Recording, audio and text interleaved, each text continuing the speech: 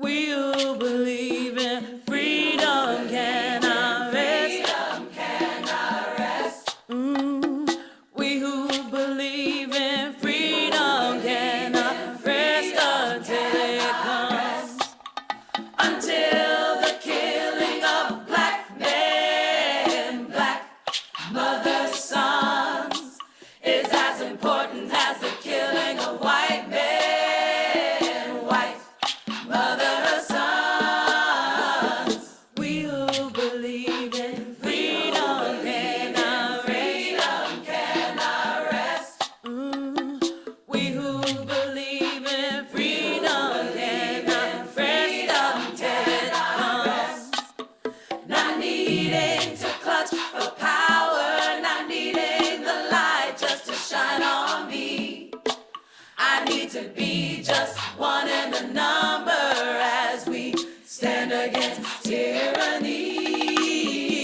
To me, young people come first. They come first. They have the courage where we fail.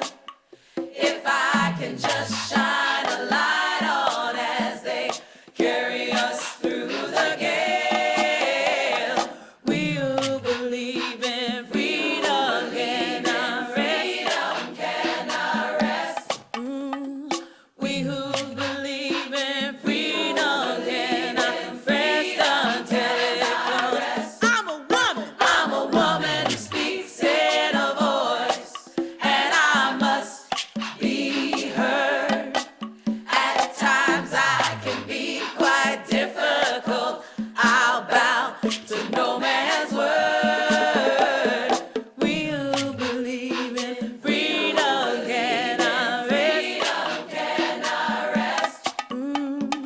We who believe in freedom cannot rest until it comes. Come on, say, we who believe in freedom cannot rest.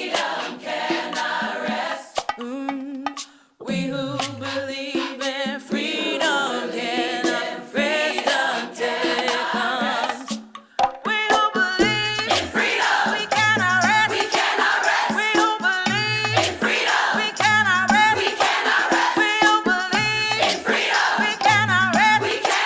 We who believe in freedom, we cannot rest. We cannot rest. We who believe in freedom, we cannot rest. We will not rest. We who believe in freedom, we cannot rest. We will not rest. We who believe in freedom, we cannot rest. We will not rest. We who believe in freedom, we cannot rest. We will not rest. We who believe in freedom cannot rest. We who believe in freedom cannot rest until. Come on, sing now. We who believe in freedom cannot rest. We who believe in freedom cannot rest until it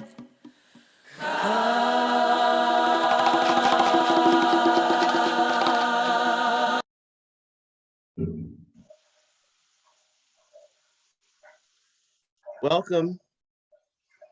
Hope everyone is well and has been having a good week or a good few days or a good couple hours or a good couple minutes. Welcome to the final Umoja Unity Talk after 12 events.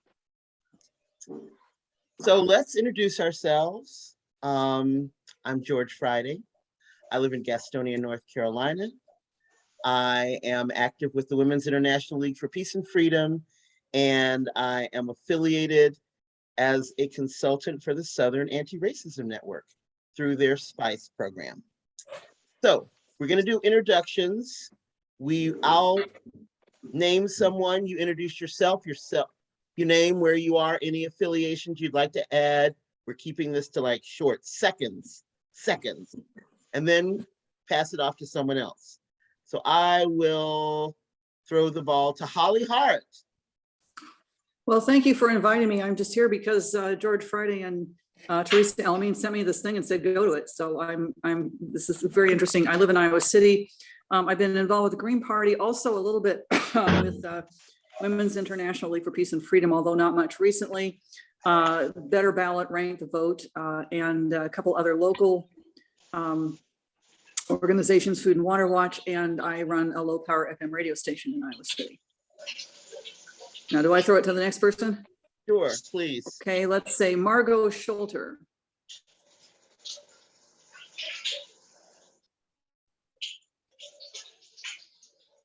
You need to unmute, Margot. I know you're working on it.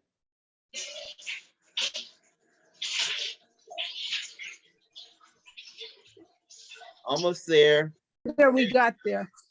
Okay, my name is Margot Schulter, and I'm with Women's International League for Peace and Freedom. I'm located in Nisenan Indigenous Territory, that's Sacramento, California. I'm in the active WOLF. I'm very interested in international work, and since the unit of WOLF, a national unit of WOLF is called a section. I so we need more intersectionality, we need more cooperation between different sections of WOLF, especially the Global South. Okay, Margot, who are you gonna tap? Oh, Tina? Hello, I am Tina Shelton. I live outside of the Philadelphia area on Lenape land. I grew up in Louisiana.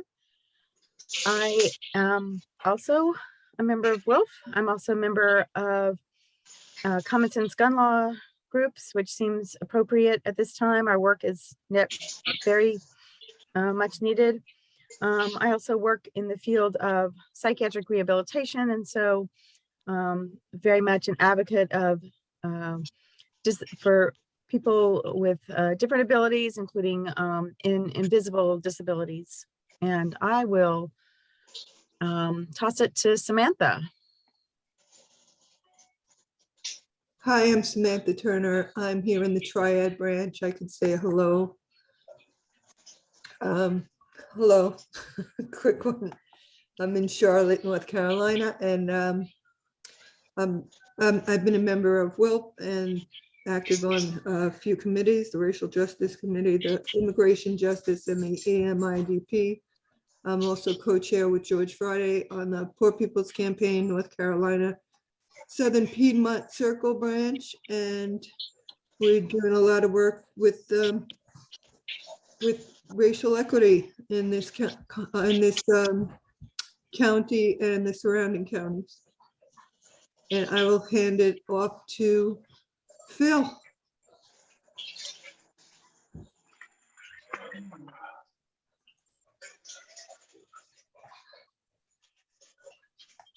Phil, Hello, can you hear me? go ahead. Yeah, Phil Cuffey calling from Atlanta, Georgia, co-chair of the Beacon Hill Black Alliance for Human Rights, where we work in areas of equity and education, affordable housing, criminal justice, and social equity. First time participating.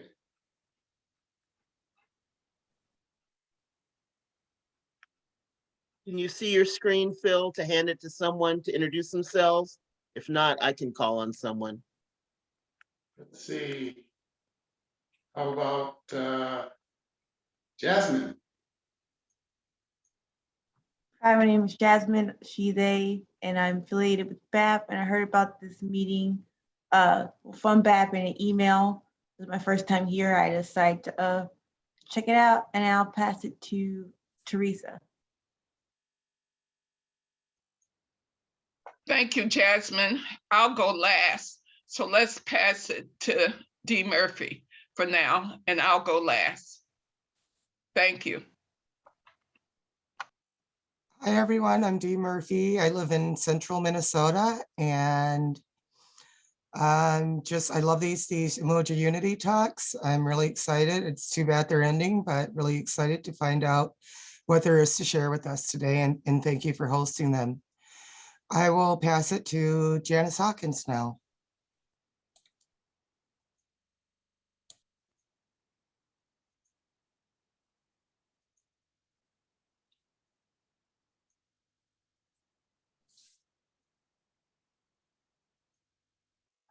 Janice, I can tell you're trying to unmute, but you're just turning your camera off.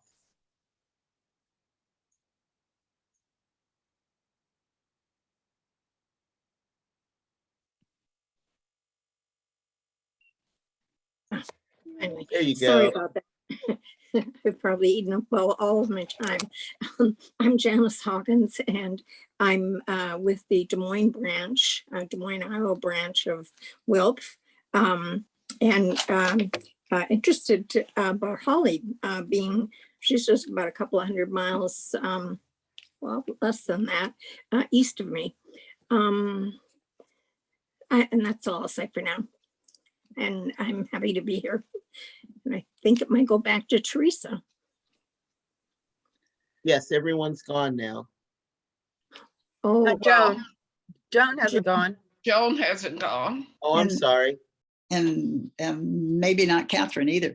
This is Joan. I'm Joan Goddard in the San Jose, California area and the San Francisco Bay area, and a member of a couple other committees in WILPF, and very glad to be here. Thank you. And I'm going to pass it to Catherine, I think, unless I missed her Catherine's somehow. left us. I don't see Oh, dear. Catherine. Oh dear. I think you were the last person except for Teresa. Okay. Yeah, I saw Catherine seconds ago again. Maybe it's only on my notes. So Teresa, are you ready now? And my connection is a bit unstable. So I won't turn on my camera for now. But I'm Teresa Alamine. I'm the organizer of the Fannie Lou Hamer branch of WILPF, which is based in Columbus, Georgia. I'm also the founder of the Southern Anti-Racism Network, and I've been involved in the freedom movement since 1965 when I was a student at Tuskegee. So I love hearing Ella Baker, who always felt the young people came first. And as you know, we don't have too many young people around in WILPF. So I'm very glad to see Jasmine looking very young. And I hope that's a recent picture because we need the young people. So importantly in this period. George, did you want to say anything more about the process you will be using today before I give people a little of the history? Yes, thank you for reminding me that we're going to have plenty of discussion today, and we want to encourage everyone to participate. You will have 3 minutes when it's time for discussion. You can put up your hand, you can say or write stack, and you'll have 3 minutes. When you've gone 2 minutes, I'll give you the 1 minute warning with the dreaded finger. And that means you've got 1 minute. When that 1 minute is up, I'll mute you and go to the next person on stack or the next person whose hand is up. Okay, thanks. Well, thank you, George.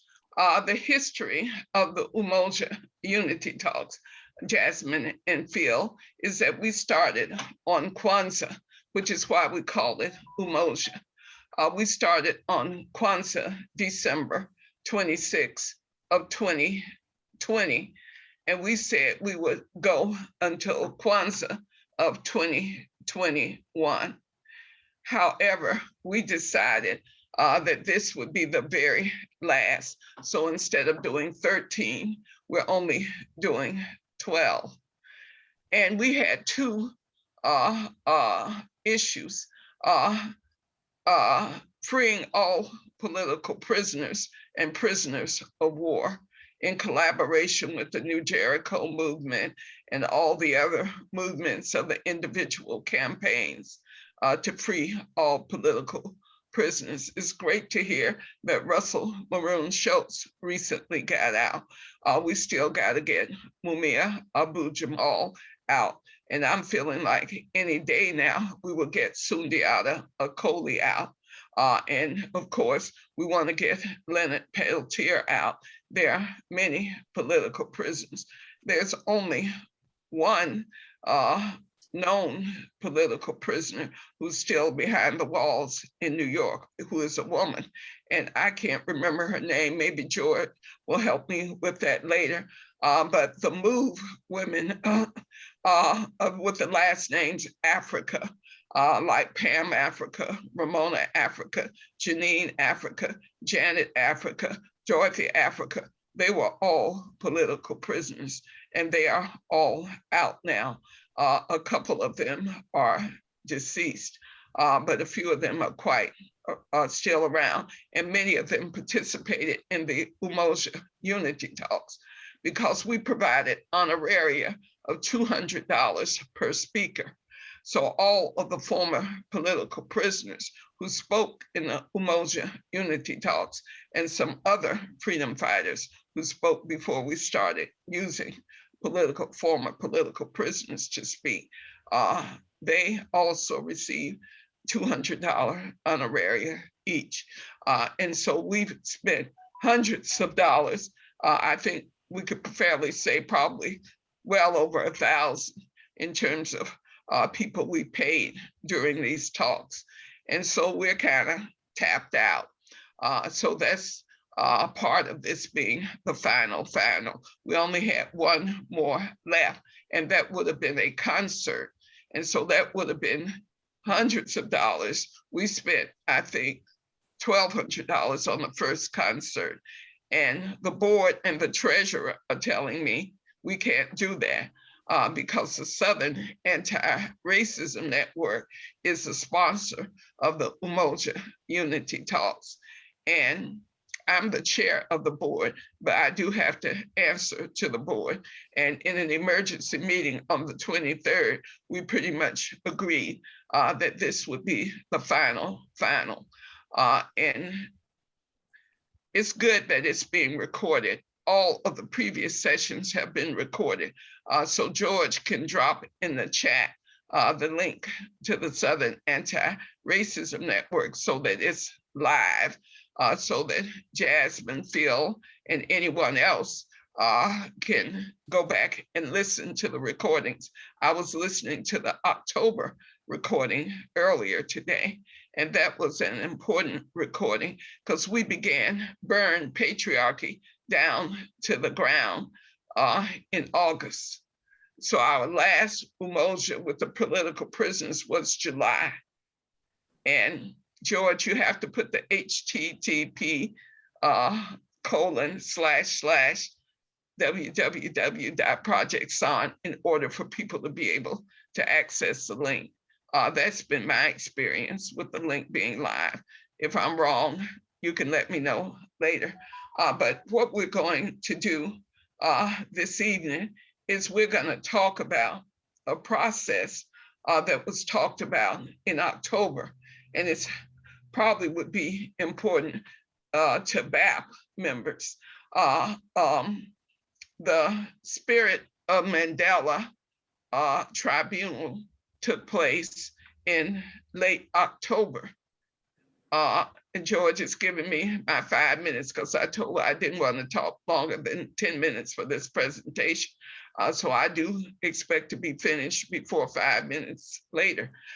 So we, Southern Anti-Racism Network was involved with the Spirit of Mandela Tribunal. And because the patriarchy was so thick and the male domination was so thick, the Southern Anti-Racism Network withdrew. We had paid our donation of $500. And when we withdrew, the top patriarch gave the money back, gave the $500 back. Then a young man called me and asked me to buy an ad. So we spent $250 on a full color half-page ad. I'm still waiting for the brothers to send me the program booklet with our ad in it as they promised.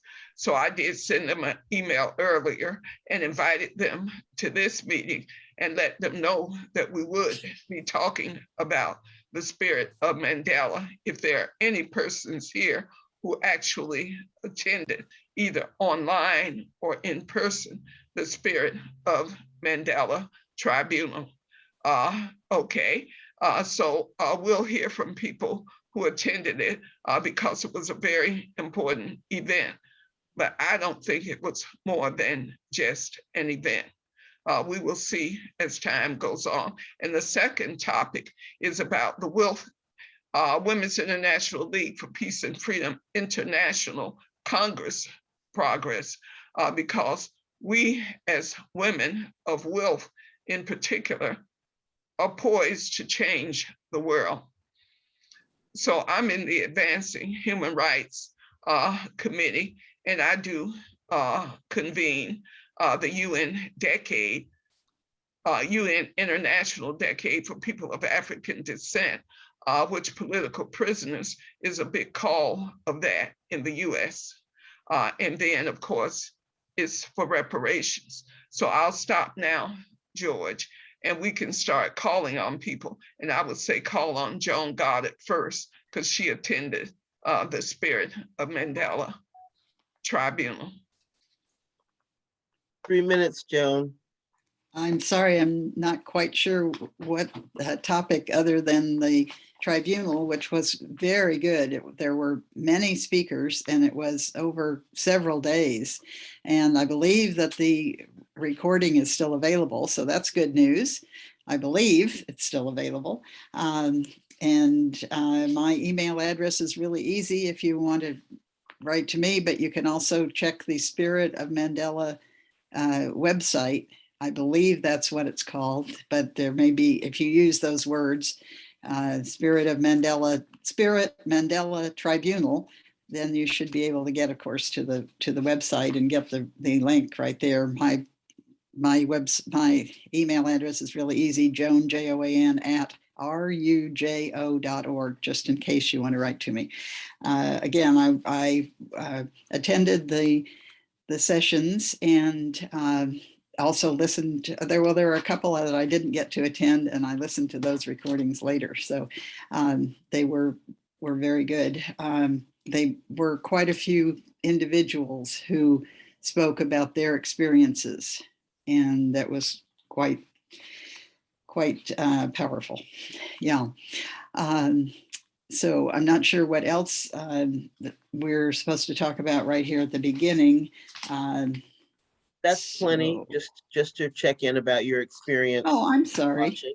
No problem. Is Checking, there anyone else checking. who either attended or watched the Spirit of Mandela Tribunal process?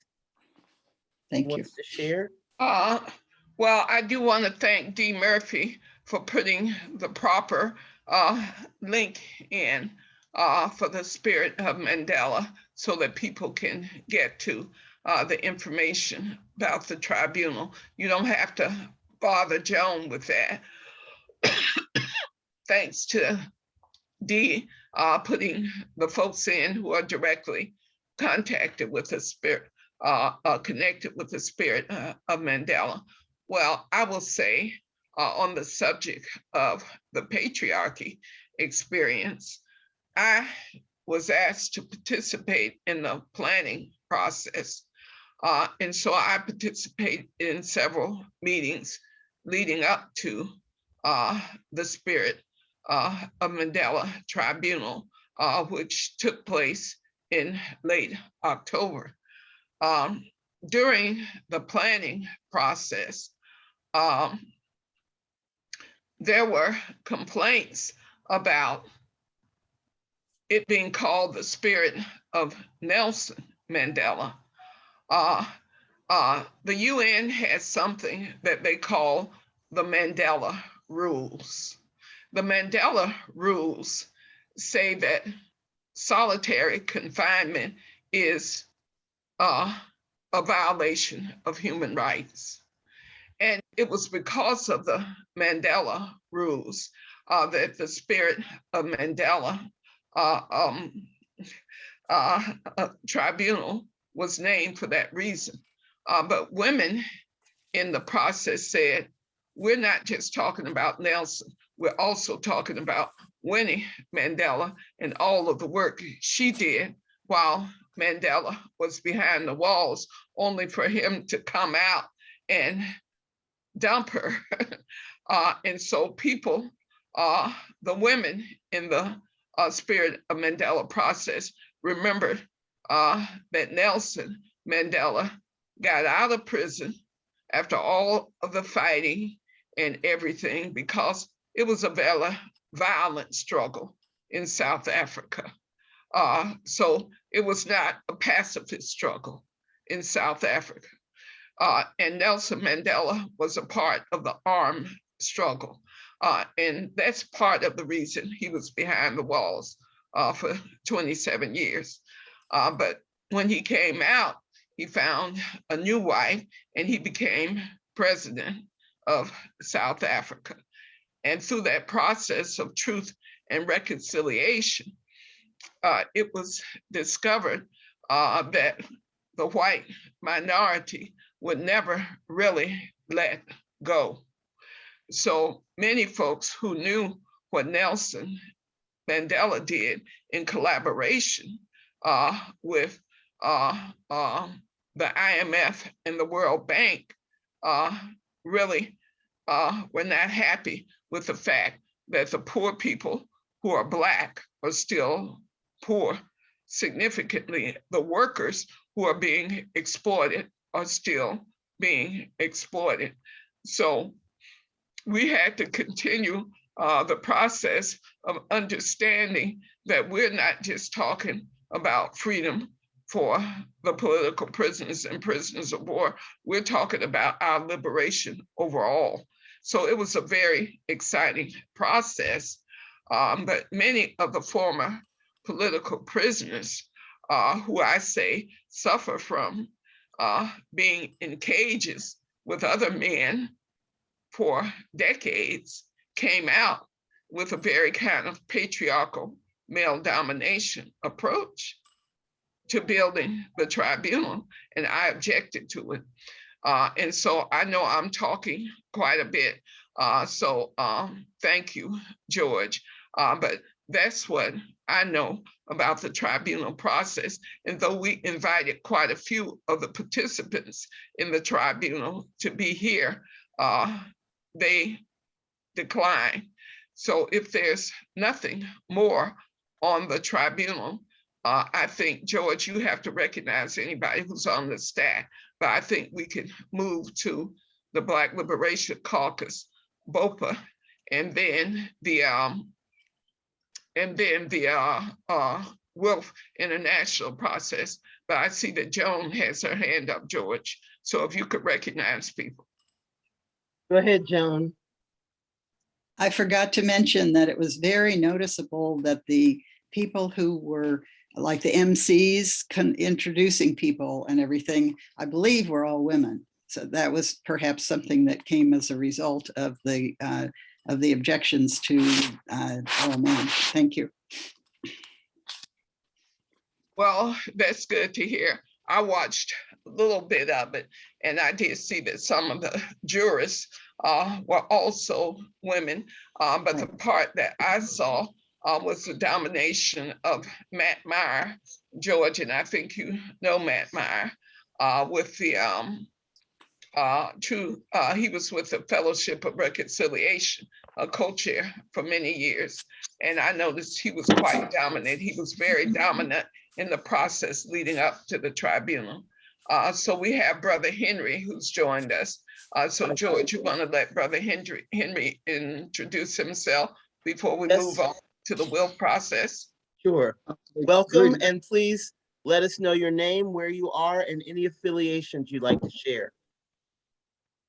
Okay, Shay family, can you hear me? I want to make sure my audio is on. Okay, yes. Yeah, greetings family. Just kind of visitor, I'm not sure the format.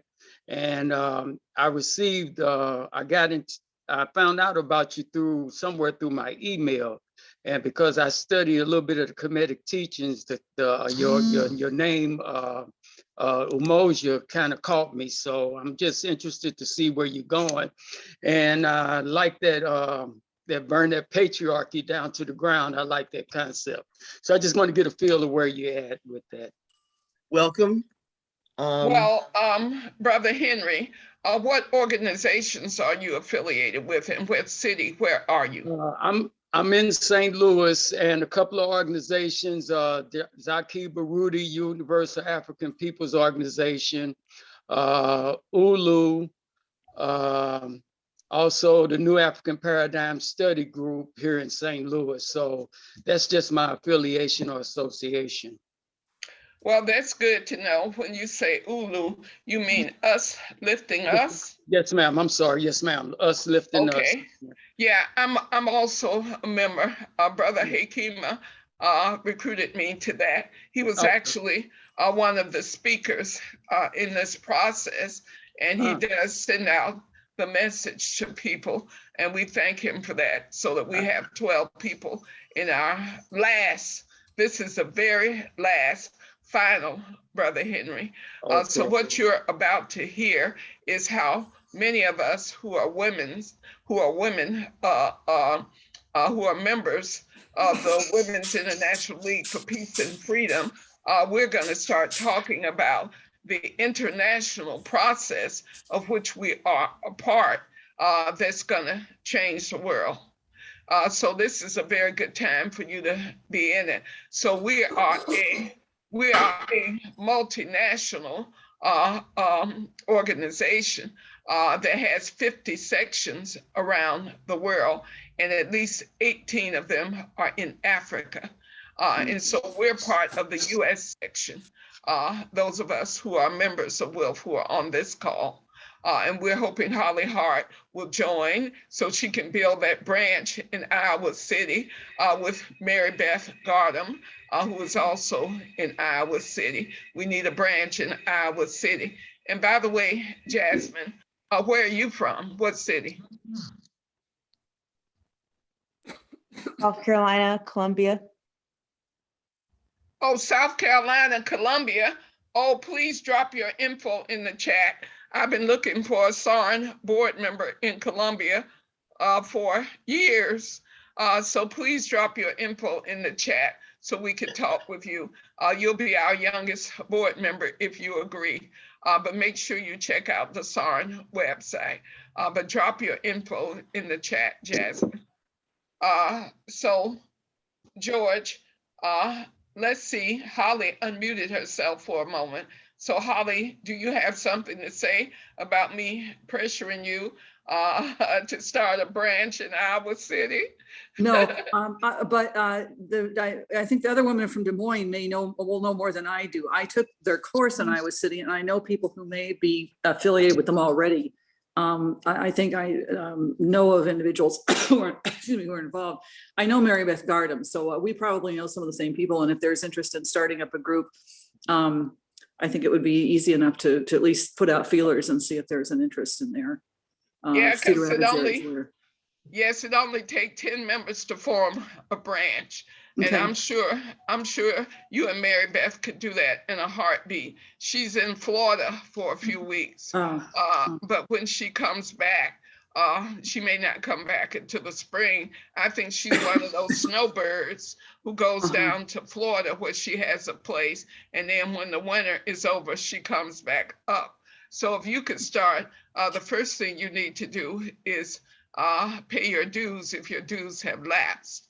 And so you can do that at the WILF website, and George can drop that in the chat. The dues are only $35 a year, and you're a member at the international level, the US level, and when you have your branch at the branch level. And it's a very exciting time, as you're going to hear, to be a member, because we're getting ready for the WILF International Congress. If it weren't for COVID, we would be in Australia. But since of COVID, it's going to be virtual. So that means pretty much everybody who wants to attend can attend. And that will be in July of this year. So we're going to explain some of what that process is involving to get to the point where we're going to be talking about how we're going to be stronger to change the world. And George dropped the link to the WILF website in the chat. So Margot George is on the stack. Okay, and then George, it's on you to start with the BOPA and then the other stuff. Okay, Shall I go ahead? And I understand I have 3 minutes. I'll try to keep it to less than that.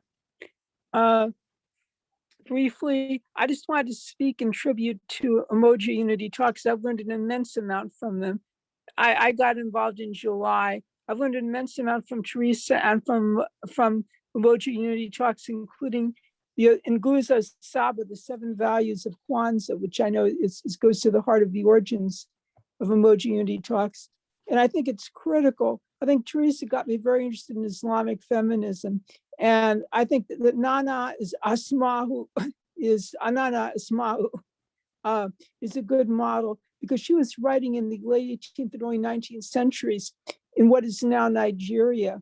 And she said that, there are 2 reasons that a woman should feel confident she can leave her home and still be good, well complying to Islam. And one of them is to get food, the other is to get knowledge. And she supported the education of women. And I think that's a powerful witness, that's a powerful example. And I hope that Wolf will focus. I agree very much with Teresa that Wolf needs to focus on Africa. We need to focus on the global South generally. And I'm hoping that this Congress, like the 2018 International Congress in Accra, Ghana, will do that.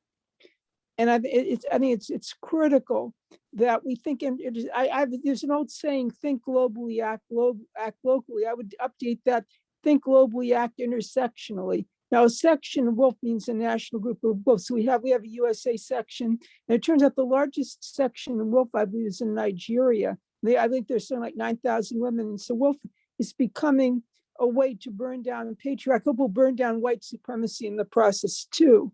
But I think that being Afrocentric, focusing on the problems of Africa. And one of the problems of Africa, which I hope we'll focus on in this Congress, is the issue of access for women in Africa and elsewhere to land. And I hope we'll address that.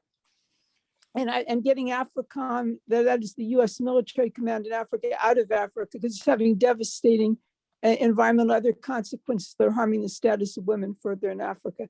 Thank you very much. And I'd like to thank you for the Umoja Unity Talks. It's a great honor to be at the last one. Oh, well, George, I think someone named Mary Sanderson joined the call who hasn't been introduced yet. Hello.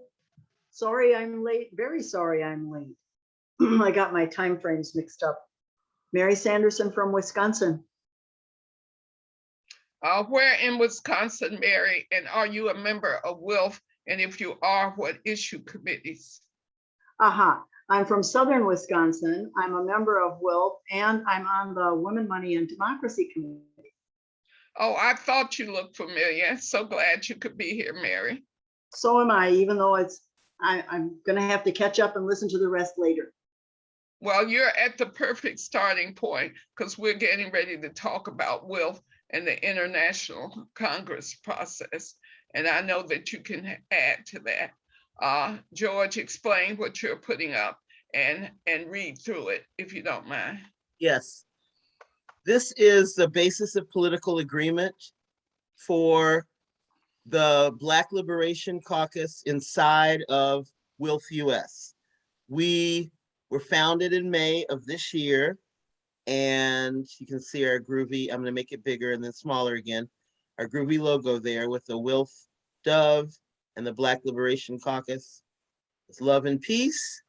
And here are some of our principal agreements, founding agreements, that our decisions are made by consensus, and that we will have monthly meetings with a steering committee that has representatives from each branch, 2 representatives of African descent from each branch. We've identified these areas of work that you can see here: reparations, freeing all political prisoners, criminal justice reform, ending mass incarceration, ending voter suppression, Free Palestine solidarity, the anti-racist transformation of WILF US, solidarity with other peoples of color who are also members of the Black Liberation Caucus, universal healthcare for all, Medicare for all, and immigration justice. So we meet monthly, and this is our basis of political agreement. Now, I'm also going to share with you, we were talking about the Congress coming up for WILF. Last, George, yes, let me just mention to people that we meet on the last Sunday of every month for the Black Liberation Caucus. So tomorrow is our meeting, and we rotate the facilitation of the meetings through branches. And tomorrow, the Fannie Lou Hamer branch will be facilitating. And we have a very special guest, Beatrice Schultes, I think is her name. She's a regional international representative, and I'm not sure how big the region is. But if Joan or someone else knows, Beatrice is a woman of color, and I believe she's from Costa Rica, and she's going to join us at the Black Liberation Caucus meeting tomorrow so we can talk specifically about the anti-racist transformation of wealth. George, can you say any more about Beatrice? no, you said it all. Joan may know something. You have to unmute yourself, Joan. I'm sorry, I thought I did, but I didn't. Sorry. Yes, Beatrice is in Costa Rica, and she is the main representative for the Americas, which is South America and North America and Central America, where she is. And then there's also an alternate, I believe, Janet Schulter, I believe is her name, and she's from Fresno, California, and works with Beatrice on this, I think she goes to the meetings, the international board meetings as well, along with Beatrice. That's all I know. Thank you. Well, that's important information because Beatrice is in charge of the whole Western Hemisphere, it sounds like, North America, Central America, and South America. So there have been some complaints about how the regions are structured, and I'm sure that will come up at the Congress. But Mary, to answer your question, the meetings are restricted to people of color. And so only people who identify as part of the BIPOC, so to speak, Black, Indigenous, people of color attend the meetings. And you have to be a member of WILF US in order to attend. All of us are members of branches or the Jane Addams branch, all of us. So Philip Cole, who just joined us, Dee Murphy, George and I are all members of the Black Liberation Caucus. If Jasmine would join WILF, she would be a member. I see that Cyrus Mayer has joined us, George, and that's very important because we'll have some final remarks about the spirit of Mandela Tribunal. We're moving on for a few minutes, Cyrus, but Cyrus is a young man from Oakland who convinced me to purchase an ad in the Tribunal program booklet. So George, if we could stop quickly and allow Philip Cole and Cyrus Mayer to introduce themselves. I believe they're the only ones of the 15 people in the meeting who have not introduced themselves yet. Could we do that, George? Yes, please, Cyrus and then Philip. Hey y'all, I'm glad to be here. I just got the email from Miss Teresa and wanted to hop on even though I'm sorry I'm a bit late. Also wanted to apologize. I've been meaning to get the program books to her address, but been dealing with some issues on my end, just with my truck and housing situation. So I'm just getting cleared up with that. Can you hear me? Yes, sir. Glad to have you here, Cyrus. Okay. Yeah, we hear you fine. Did you hear me before I was saying what I was saying? Oh, absolutely, Cyrus. And Okay, I'm good, so good. glad that you didn't forget about me with the booklets No, of because course not. Yeah. I'm eager to get them. Okay, And good. Yeah. Philip Cole is saying he doesn't have a mic yet. So maybe he can drop his information in the chat because we will say that Philip Cole is, I think, the only Black member of the San Francisco branch. So he's the only representative from the San Francisco branch to the Black Liberation Caucus. So George, you did show the BOPA. Can we just tell a little bit about the 3 days that the International Secretary invited all of us from around the world for all of the sections to be in meetings on November 19th, 20th, and 21st. I was in the meetings on the 21st, and so I could certainly talk about that. George, were you in the meetings on the 19th and the 20th? Yes. So if you could talk about that, and then I'll tell about what happened on the 21st. Well, on the 19th and the 20th, Beatrice and I bonded through chat because we were both very confused by the process. But I want to share with y'all some of the products of at least the first day. Basically, and anybody else who was there can help correct if I've missed something here. But basically, we're preparing for the Congress that's in July. And this is the plan for WILF International as a whole. So this day one around vision and values, I'm gonna try to go slow enough and make this large enough so that everyone can see it. This is called a Jamboard. It's like the old time having a big flip chart paper on the wall, and you can write on it and put sticky notes on it and whatnot. So here you go. This is what on day one, they told us this was a validation process, a validation of their work they've done so far to do the planning. So I'm gonna put this where you can read it and move slow enough that everyone can read this.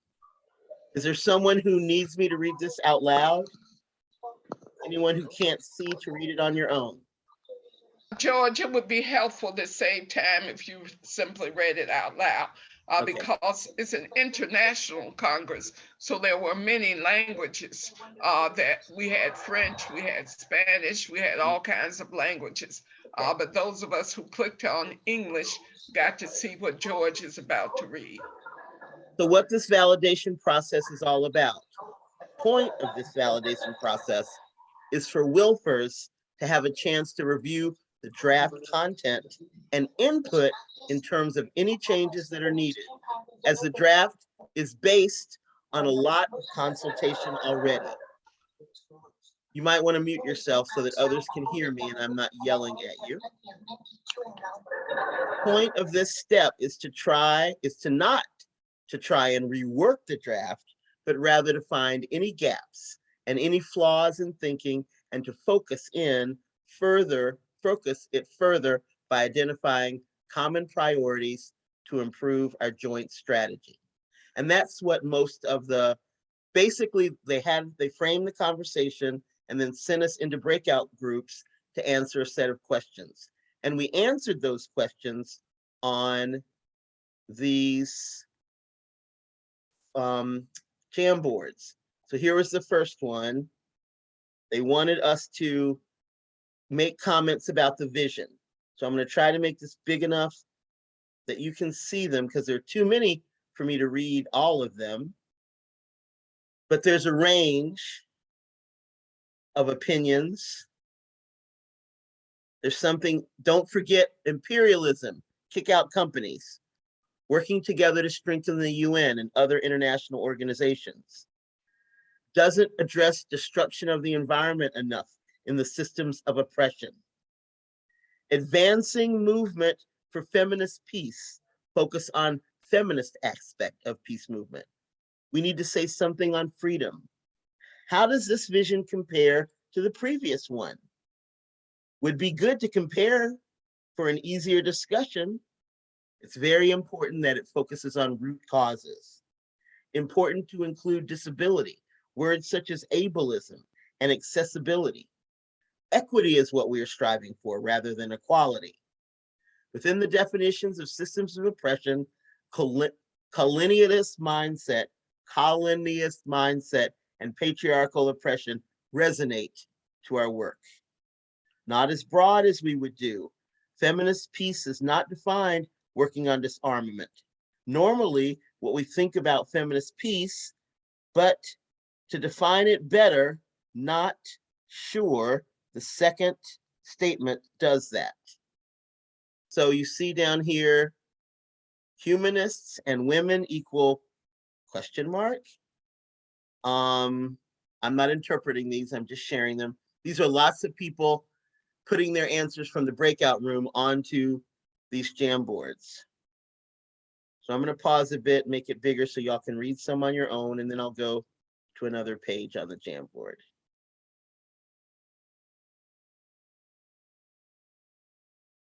George, if we would move along to the other page on the Jamboard, because you put a lot of things. I think this section right here, where it should be broader than this, because this is not just what we do.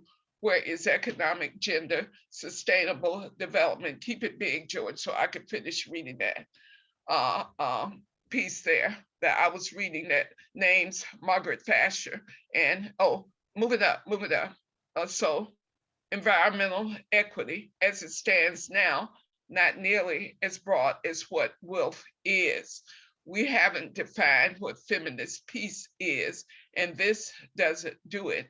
This is really vague, and based on what is written, Margaret Thatcher and Hillary Clinton can call themselves feminists, and it was kind of like, really. A vision statement doesn't include footnotes, and this vision does. Those blue box, the vision should be stronger. It should mean in the details in the box are included in the sentence itself. If the details in the box are included in the sentence itself. So that's some of the more cogent remarks that will show up from these international women around the world, who many of them are socialists and revolutionaries, I discovered on Sunday, particularly Heidi from Germany and some other people I got to know. So George, are we on the next page? Yes, and this is either another group or spillover from the first page, because there was spillover on some of them. Okay, and there's one more page, I think. Nope, that's it, provision and the first day. So I want to also share the third day. No, the second day, George. I don't have, there is not a Jamboard for the second day. Oh, really? Share about the second day as a summary of that before I do the third. Can you do that, Teresa? Well, yes, because I did join in the very beginning. Wake up, Joan. She can't hear me, I don't guess. So on the third day, because I was in for part of the second day, I think. But on the third day, I was there at 8 a.m. Because it was different time zones around the world. And our time zone was 8 a.m. on Sunday morning. And so I was there in the very beginning. Everybody should mute themselves who's not talking. But I was in there in a portion of, I think, maybe the second day, where I was there with all of the international secretariat people. So I was there with Jenny Allen, with from Switzerland, with Valerie Awino from Kenya, and a woman from Spain, and they were all a part of the International Secretariat. And then we also had folks from Germany and other places. So it's interesting. But at any rate, Madeline Reese, who I found out was kind of international secretariat, but she's a staff person. So it's important to know that all of these people associated with the international staff are staff people that get paid. So one of the key things that was talked about on the third day was about who gets paid and who doesn't get paid, and the fact that it's overwhelmingly white women who get paid. So there was a lot of discussion about that. Valerie Owino from Kenya was the only woman of color I noticed in the International Secretariat of people who are not in branches, but they are building the Congress. And a woman from South Africa, I kept thinking, oh, surely the woman from South Africa will be Black, but no, she was white. And she's the main staff person building the progress, the process towards the Congress. So I feel the deadline for making comments on the Jamboard stuff is tomorrow. So any WILF members who want to do that, I believe I heard very clearly that November 28th was the deadline for that. Now in January, something else is going to happen, but the process is moving rapidly. That's the key thing to know. Now, after the Sunday session, where there was a huge Jamboard that George can share, but we had a special meeting with Madeline Reese. There were only 15 of us in that meeting, and I would like to tell what happened with the very famous Madeline Reese. Let me share the day 3 Jamboard first. Yes. Before you do that, please. Okay. So on the third day, as Teresa said, we met, oh, my camera's not on. We met again in those breakout groups, but it was focusing on resourcing and strengthening WILF. They shared with us some of what are going to be action recommendations at the Congress. So let me let y'all see those. The big George, if you could please read them. It won't take but a moment and we have time. Okay. We will improve volunteer management practices and policies by improving strategies for engaging volunteers and investing in their development. Review the section and member fees policies to ensure policies are fair, equitable, and reflective of diverse contexts. We will enhance funding transparency and fundraising capacity by transforming funding structures to ensure equitable and contextually relevant distribution of funds through WILF. Review and strengthen ethical and political funding policies and guidelines to ensure funding aligns with WILF's values and practices. Create a formal WILF-wide fundraising strategy that reflects a diversified, multi-level approach to fund development and draws on the unique strengths and insight of WILF's worldwide community. We will invest in staff resourcing and development at all levels of the organization, conduct formal review of all staff and volunteer resources across WILF to identify opportunities to build capacity. Develop a strategy for effectively identifying and harnessing internal and external social capital networks to strengthen overall impact of WILF's day-to-day work. And then we were supposed to provide, I think that's all, feedback on the Jamboard about this. So here it is, the question there, although I think the most relevant question for us is, okay, this, if the themes make sense in terms of what they're going to be doing, focusing on fundraising, transparency, review of staff, the pay structure, the membership due structure. So most of this is in English, not all of it is. Feelings of resentment because some sections and groups receive fundings and some don't. The wording suggests that someone else that reviews the section fees, when is each section does that review? No indication that there are poor policies at section level. Each one decides for itself, not to be imposed at. Can we have people within sections that are connected to the IS? International section, international secretary, I guess. Staff means expertise, knowledge, better to have within sections. Aim is not to increase always the staff of the Secretariat, also regional reps need. Confusing to speak about volunteers. These are members who volunteer. Please use members, not volunteers.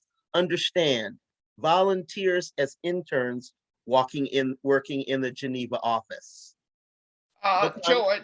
George, I think this would be a good time to stop because what I was struck by is on Sunday, quite a few WILF members from the US section showed up. So could people who were in the Sunday meeting, who are in this meeting, please indicate. So I think Philip Cole was in the meeting. Joan Goddard, are you awake, Joan Goddard? Yes, I'm awake. You seem to misunderstand, Teresa, that I make notes. That's why I look to the side. I've said that before. I'm hearing everything and writing a lot of it down. Thank you. I was not there on Sunday to answer your question. Thank you. Oh, Margot was there. Is there anyone else who was there on Sunday? I thought I saw Philip Cole, Barbara Nielsen. There were quite a few WILF members from the US section. I counted about 10 or 12, but I guess most of them are not in this meeting. Margot, do you remember anything that you want to share about what happened on Sunday? Yes, I remember that there was some discussion of the importance of working intersectionally. Of course, that's a pun, because intersectionally means looking at issues of white supremacy and patriarchy together. And it also means section, a section being a national group of WILF, that the section should cooperate. In turn, I think there's an excellent example, which you, Teresa, and George were involved in. The webinar that you did on AFRICOM, which featured women from the African sections discussing the impact of US military intervention and neocolonialism in Africa. And I think that's a fine example of the kind of intersectionality that I'm addressing. Well, thank you. Well, in my kind of private conversation with the Secretariat, Jenny Allen and Valerie Awino, a woman from Spain, and the woman named Mingyan, who's from South Africa, who is the primary staff person moving this international process. And for those like Brother Henry, Cyrus, who are involved in international work based on the tribunal that occurred and others. This is important because what I said to Jenny and others is the work of the tribunal is about freeing all political prisoners and prisoners of war. And shamelessly, I told them about the Umoja unity talks and directed them to the Southern Anti-Racism Network website. And so those international folks says, now we know how to find you. When I told them how we were building branches led by women of color in the US South, they said, we really want to understand how you were able to do that. So having Beatrice to come to the Black Liberation Caucus meeting tomorrow is going to put us on a roll. But more importantly, the small meeting that we had with Madeline Reese, who is the head of the International Secretariat. That's what IS is, to really be a part of something, Brother Henry, where it is international, where you have women in 50 different countries around the world, 18 of them being African countries. And just a short time ago, there were only like 38 sections. So it's clearly growing as an international organization of women who consider ourselves feminists, peacemakers. So that's important for folks in the Black liberation movement to know that inside of the US section, we've created a Black Liberation Caucus to address the 106 years of Wilf being overwhelmingly a white structure. It's one of the few organizations that are over 100 years old in the United States. The NAACP is the oldest, founded in 1909. Wilf was founded in 1915. The American Friends Service Committee was founded around the same time or a little bit later. And then the Fellowship of Reconciliation, 4, was founded shortly after that. So these are, except for the NAACP, these are organizations that are 100 years old, that are overwhelmingly white-led. And we're trying to transform that culture inside of the US section of Wilf. And so I want people to understand why we are putting this forward as really important. And so now we're gonna open it up for any questions or comment from the longtime Wilfers about what the Black Liberation Caucus is doing inside of Wilf US. Don't be shy, don't be fragile, speak up. It's very important to hear from you, Mary Sanderson, because I really appreciated your comments in the Women, Money, and Democracy. And the little falling out that Mary Beth Gardner and I had, we've repaired that. And so Ricky and Mary Beth and I are talking about the nuances of how white supremacy operates inside of Wilf and what we can do to change it. And since you seem to have a political perspective at those meetings of Women, Money, and Democracy, I would appreciate hearing from you about this process that Wilf International has engaged. I personally give a lot of importance to ending white supremacy and making Wilf a truly international organization, and that the US branch should not be so white. I consider your efforts, Teresa, to be a gift to the organization, and I'm looking for ways to support your work.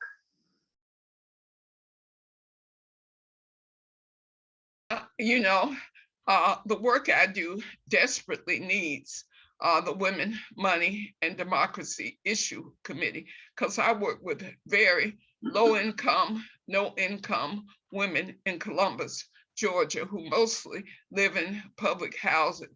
And they need to understand that their poverty is deliberate. And so Women, Money, and Democracy, being a part of that, will help them understand that their poverty is deliberate.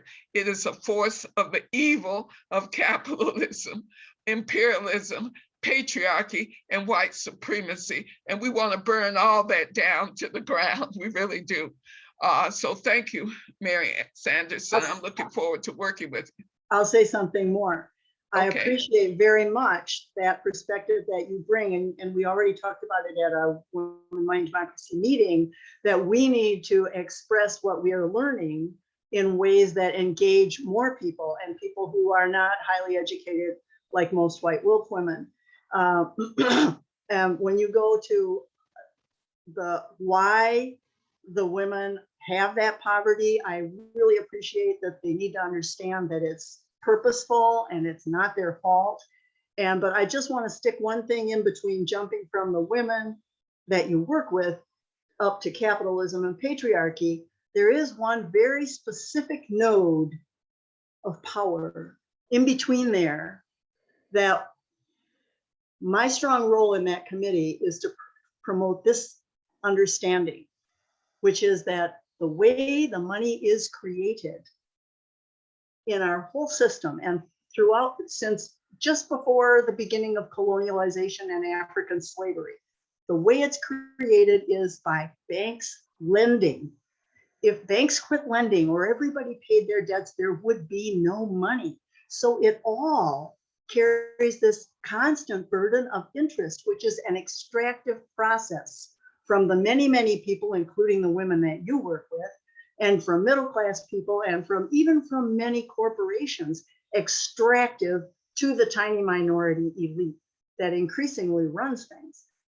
I'm not trying to go on a rant here. I know you're busy with your agenda. I just had to stick that one thing in. Thank you. No, you're part of the agenda in more ways than you realize, because we like to raise the level of discourse in these meetings. And this is our final. So all of the WILF members need to know that you exist, especially those of us who are fighting for our liberation.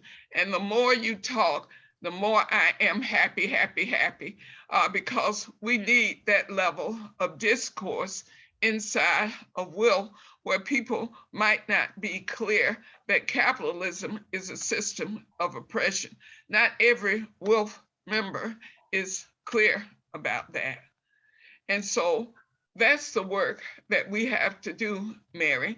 So I'm glad to have you for a comrade, if you don't mind me saying so. So now we're at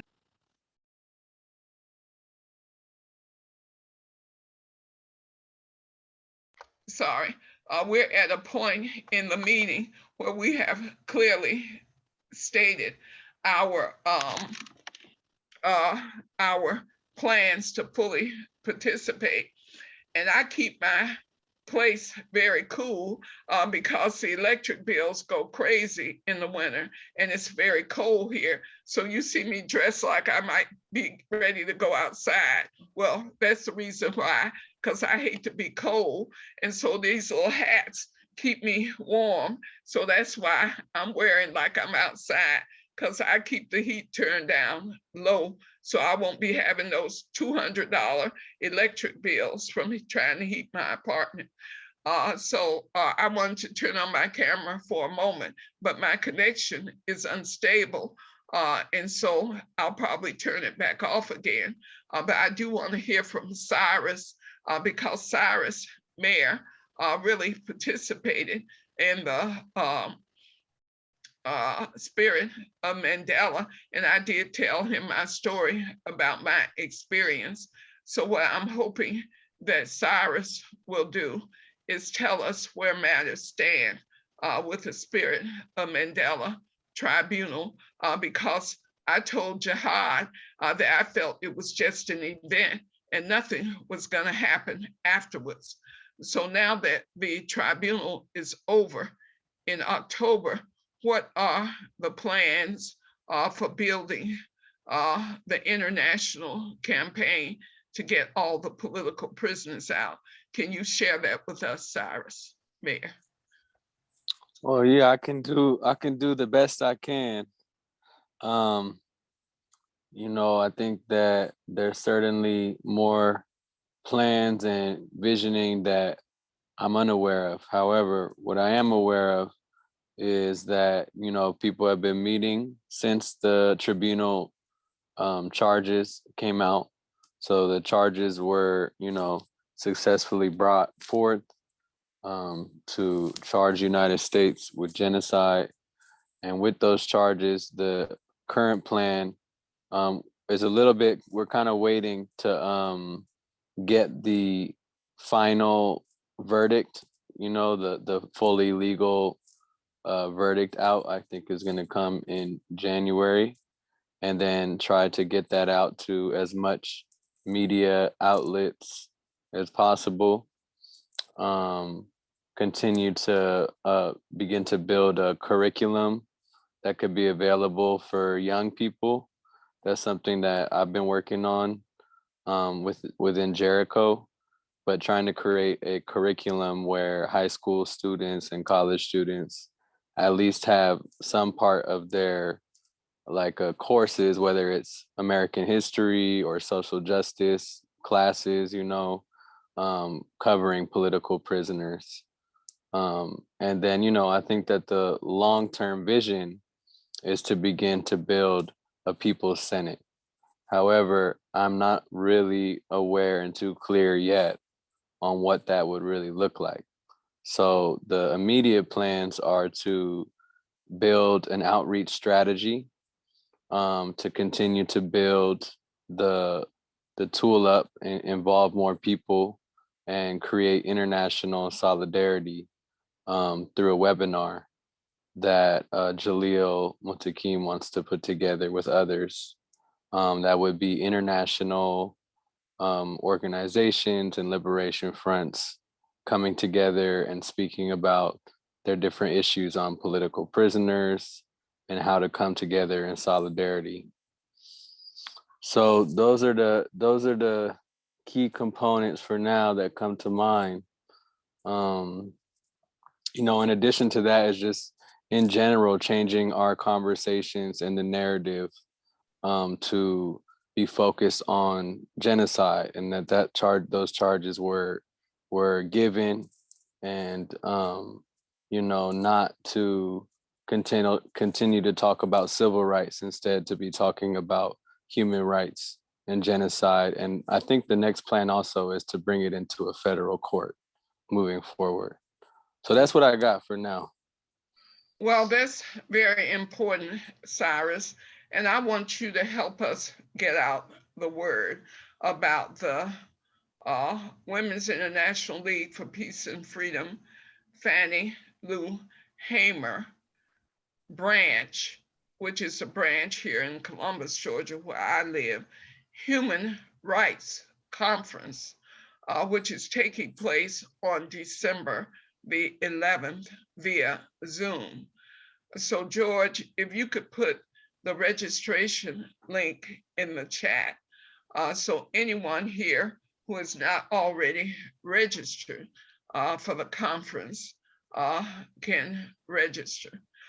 So hopefully the link is live, but Cyrus, if you could drop your email in the chat, then George will add you to the list of people receiving this, because the important thing that you should know is Akinyele Umoja is going to be presenting on the UN International Decade for People of African Descent. And part of that presentation is going to talk about our key demand for reparations and the key demand to free all political prisoners. So if you can click on that link and register, Cyrus, and then share your email with everyone so that we can be in touch with you. So Holly, we have your email, and we have definitely sent the information to you already, which we're very grateful that you're putting it out to the Green Party networks. And so I know that we're right at 6:30, which is a good thing, because we're not into going long if we don't have to go long. We schedule these meetings for 5 to 7, but we want to make sure that everyone has a chance to comment before we put on our closing music. And so, given all the information that has been shared today, and particularly the important information from Cyrus, for those of us who consider ourselves part of the Black liberation movement. So I'm nudging you, Brother Henry, for your comment about what you've heard so far, because I do know that you're a political person, because if you're hooked up with us lifting us and what we're trying to do on an international scale, but particularly in the US for economic justice, that we're not begging for, but that we're building. That's us lifting us. Am I right, Brother Henry? Unmute yourself, Brother Henry. Yes, ma'am. Sorry about that. Yes, ma'am. I agree with you with that being an international movement, and what we tie to economically can be a benefit to the organization. But what I'm looking at is I see a little divisiveness in the concept of removing patriarchy and replacing it with matriarchy. Is that correct? No, that is not correct, Brother Henry. We want equality for all. We as women, there is a school of thought which was advanced by a jazz musician named Fred Hope to advance matriarchy. He's deceased now, but I have never subscribed to that theory or political approach. We want equality. See, there is no question that women only earn so much of a man's dollar. So when you start talking about a white man's dollar, Black women earn about 60 cents on that. We don't have equality. It is true that there's male domination in the world. Most of the wars are started by men in power over military operations, which is why we as women say no more war.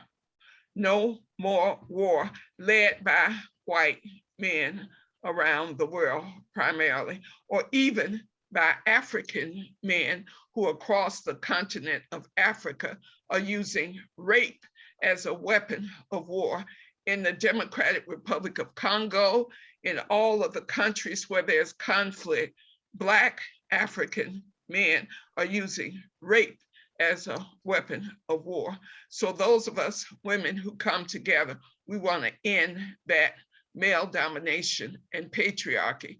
It is a reality that it's a system of oppression that men have been able to advance since the beginning of time. So please don't be confused about who we are as women. Most of the women in this meeting are pacifists, but I'm not. I study the art of war, and I make war on the systems of oppression. I make war on white supremacy. And inside of this Wolf International League for Peace and Freedom, some people want me to shut up because I'm making war on the white supremacy inside of Wolf, the US section. And I'm looking for support internationally because it has gone on for way too long. The reason we named the Fannie Lou Hamer branch, the Fannie Lou Hamer branch in Columbus, Georgia, where I am, because Wilf treated Fannie Lou Hamer badly because she was a sharecropper and she was not a college graduate. So even though she was friends with Angela Davis and all the other Black women who were members of Wilf during the Vietnam era, we're talking Shirley Chisholm, we're talking Coretta Scott King, we're talking Eartha Kitt. These are all the Black women who were members of Wilf during the Vietnam era in particular. And Wilf, as a white organization, treated Fannie Lou Hamer badly. So I am out here getting justice for Fannie Lou Hamer by naming the branch after her, and by naming the Human Rights Conference the Fannie Lou Hamer Branch Human Rights Conference, which will take place on December 11th. And George Friday just dropped that in the chat. So we will make sure that Brother Hakima gets it out to his network, because we're trying to get 300 people to register for the conference in hopes that we will have 100 people actually attend on December 11th. So please finish your comments after I have clarified. Holly has to leave now, so I know we're losing people. So we want to make sure everybody who's remaining gets to say any closing words. So I interrupted you, Brother Henry. So now that you understand, we're not promoting matriarchy, we're promoting equality. Then please finish your comments. Thank you. Yes, ma'am. That's I understand what you're saying now, because that's what I was resonating on. There's got to be a balance in this to bring some type of equity, because in a capitalist society, equity does not exist. It's a have and a have-not situation. So that's why I was looking at, removing one concept or system and replacing it with another system of domination. But I can see where you're going with that, with just trying to bring some type of equity or balance in this demonstration. So I appreciate you clearing that up. Thank you. So we're at the point of closing remarks before we play the music, and we can get to finish early and have our dinner. So please read the statement, D, that you just wrote, because Tina is thanking you for it. And so Brother Henry can hear it. George is going to tell us how to save the chat. But D, could you please read your statement? Thank you. I said shoulder to shoulder, not under anyone's foot. And that's because I see a lot of that question that you asked in Black movements, where when women ask for equality, instead of just being the mules, we are called that we're trying to dominate. And in actuality, we do need to stand side by side. Nobody is under anybody, nobody is over and on top. Yeah, that is the equality that we're struggling for in many Black formations, because part of the reason we started these talks, we call it the Umoja Unity Talks of the Black Liberation Movement, because patriarchy has been a major feature of the Black Liberation Movement. And I can tell you that from the age of 17, when I was in SNCC, when Stokely Carmichael really said all that stuff he said. He really did say the only position for women is prone, and he proceeded to exercise that. I was never one of his victims, I made sure of that, but I was a part of the meetings where I watched the patriarchy on steroids. People have been telling me about it, but I'm not going to write a book. I'm just going to do an oral history that will be available to college students across the US. Mary Sanderson had her hand up. Thank you, Mary.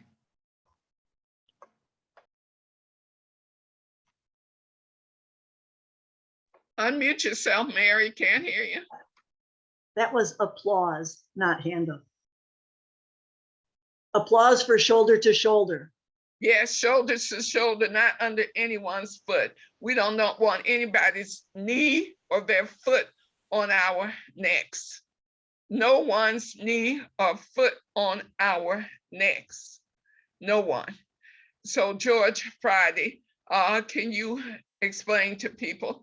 Oh, we're having somebody join very, very late. So let that person introduce herself or himself, and then we can go from there. So please, Kamu, is it Kamu or Kamayu? Yes, Ayatoro Kamal. Actually, I live in Atlanta, but I'm tuning in from Ghana. Wow. Wow. This is great. Well, tell us who you are and what you do when you're in the US and what you're doing in Ghana. Yeah, I do importing from West Africa primarily. So I'm in Ghana now just to talk to my team here and just do some prospecting. But I have an import store and distribution company in Atlanta. We sell shea butter and black soap and drums and fabric and furniture and a lot of stuff like that. Well, are you a part of Us Lifting Us? Yes. Well, that's great because Brother Henry and I are both a part of that. Hekima is a very close comrade, and I talk to him often. I got to get up with him because I need to find out what's going on. Because what I said to Brother Hekima, which is a longer conversation, is that I need to see how this really works in practice. And what I think you can help me understand by what you're doing, being in Ghana and having a store in the US, how Us Lifting Us is actually working in practice. So I'll make sure I let Brother Hekima know that I met you. So unfortunately, we're at the end of our meeting. And so George Friday is going to help close us out by explaining how we save the chat. And George won't cut us off until everybody has saved the chat. But we usually end on a cultural note. And so we have Fannie Lou Hamer's favorite song. There's a book written about her, which is This Little Light of Mine. So we're gonna watch that. Some people have seen this already, but George, say the closing words and play the video. All righty then. So to save the chat, you'll see in the middle of your screen, I really don't know how to do this on a phone, many blessings there. But if you select chat, all the way over, if you move your cursor to the side of the box where it looks like a little smiley face, there are 3 little dots. When you select them, one says save chat. So do that and save the chat. If you really get it wrong, you can email me and I will send it to you because I will have it. I'm going to play this groovy song and then I will end the meeting. So save the chat while the music is playing and have a wonderful rest of your weekend. Well, George, I'm not sure. I think Tina may have her hand up. If we could hear from Tina. Just 20 seconds as we're moving into This Little Light of Mine. It reminds me of the work of Resma Minicum and how some of this healing, in addition of some of this healing that we need to do, is healing our bodies. So if we can allow this beautiful meeting to impact our bodies and think about harmonizing as we are all, not only across the United States, but across the bodies of water, just as we join in song or bobbing our heads rhythmically to This Little Light of Mine, just thinking about harmonizing our bodies will help us to bring us to the world we want to become. So I'm just thanking you for ending us on this note. Thank you, Tina. Right. This little light of mine, I'm gonna let it shine. This little light of mine, I'm gonna let it shine. This little light of mine, I'm gonna let it shine. Let it shine, let it shine, let it shine. This little light of mine, I'm gonna let it shine. This little light of mine, I'm gonna let it shine. This little light of mine, I'm gonna let it shine. Let it shine, let it shine, let it shine. This little light of mine, I'm gonna let it shine. This little light of mine, I'm gonna let it shine. This little